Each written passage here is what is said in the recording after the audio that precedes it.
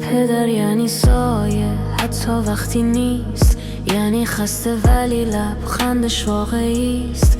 دستاش پر از ترک، دلش پر از رویاست، برای فردای من از خودش گذشته است.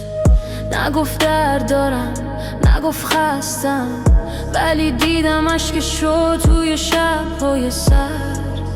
قهرمان بی ملال بی صدا، پدر اسم تو یعنی خدا. پدر یعنی عشق بیاده، یعنی کو وقتی دنیا بده با ما، اگه دنیا پشت کنه با من. پدرم هست همین بسه والا.